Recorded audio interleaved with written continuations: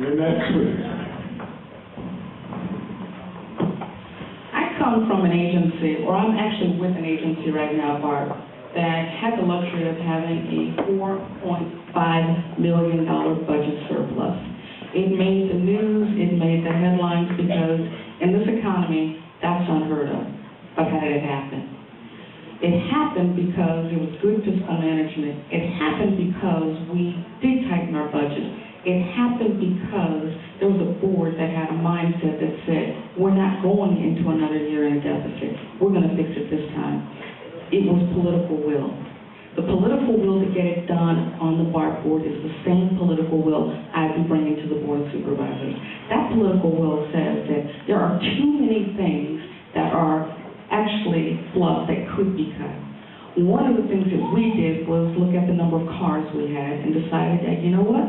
We're a transportation agency. Why do we have a fleet of cars? Guess what? We're also a transportation agency that has a police department that had cars. Had is the past tense. We have given them bicycles now so that they can ride their bicycles to go around the perimeter of the BART stations. It's just doing things smarter. And it's not that hard to find ways to do things smarter and make sure that you don't spend more than you have. And that's what the problem is here in San Francisco right now. We're just overspending. Thank you. Thank you very much.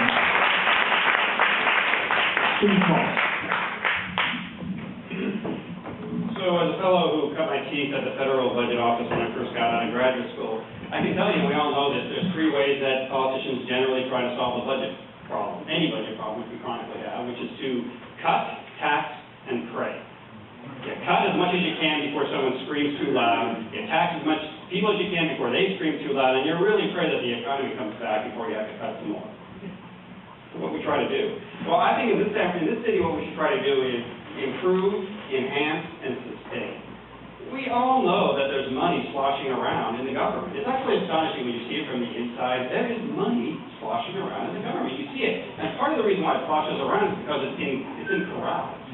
There's money sloshing around at the San Francisco Public Utility Commission. There's money sloshing around the airport.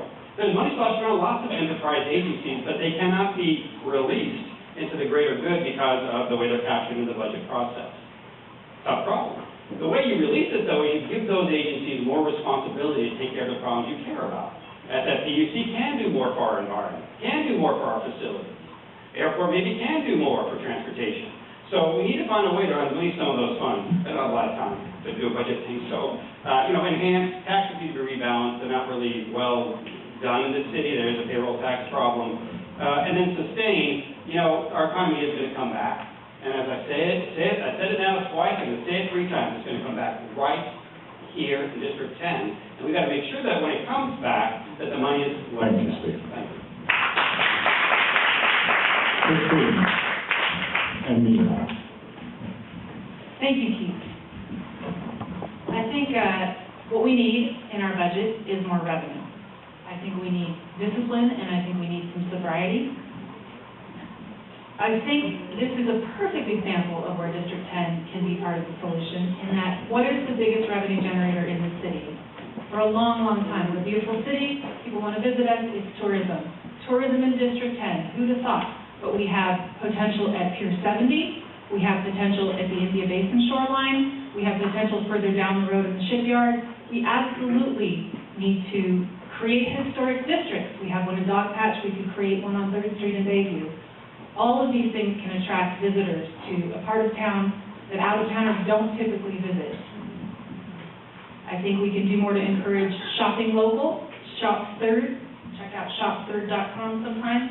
We can build local. All of these things keep money circulating locally. They generate local sales tax, local payroll taxes, which do need to be fixed, and keep money within our district, within our city. Lastly, I alluded to this earlier, we need to have realistic projections about how our decisions are going to play out more than 1 year out in the budget cycle. I think we need to have the discipline when times are good to save money, to create rainy day funds, not just for schools, but for all kinds of purposes. And then when times are bad, government can act as a buffer to the rest of the economy. Thank you, Christine. Shop third, is that 3RD or THIRD? Oh, I registered both. Thank you. And finally, not finally, I'm sorry, next is Stephen Weber.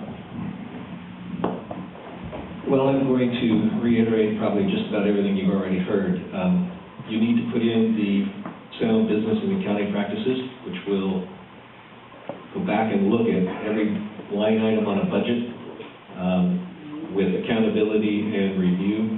You need to have auditing practices and accounting practices put it permanently in place that continue to watch those dollars.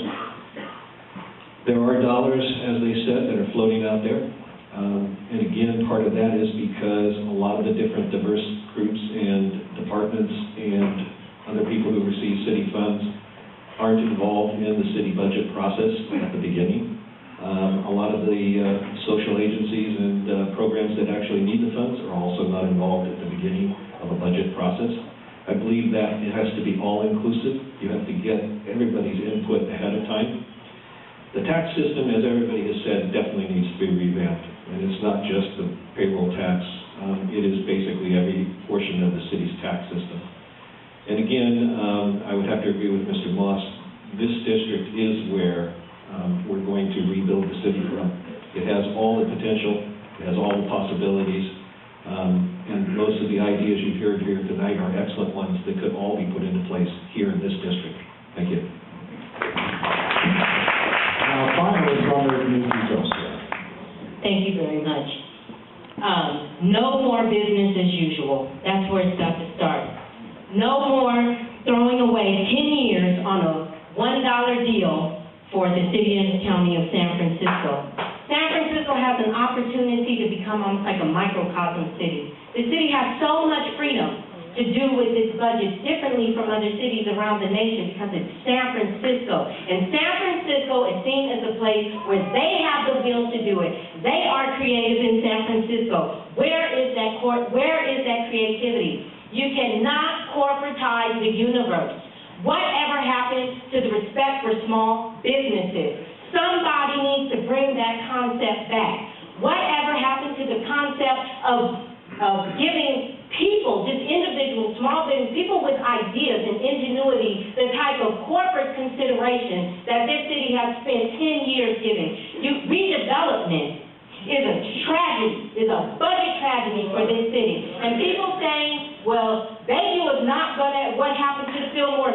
Oh my God, it's like Fillmore on steroids, what's going on in the Bayview Hunters Point. It's being touted as the new San Francisco. That is huge, and it's being done, so you talk about Devadachi did it wrong. Oh my God, Bayview was done horribly wrong. Poisoning people, sickening people for nothing, for jobs that are not gonna happen, for a massive land grab. That's why you attack the right. Thank you.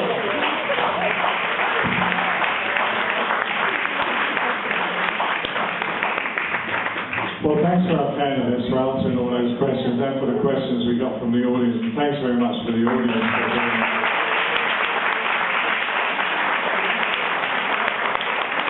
Really been a great audience tonight. And now I'm going to ask each of the candidates to give a 2-minute closing statement. And we will go in reverse order to our opening statements and ask Stephen Weber to give the first statement.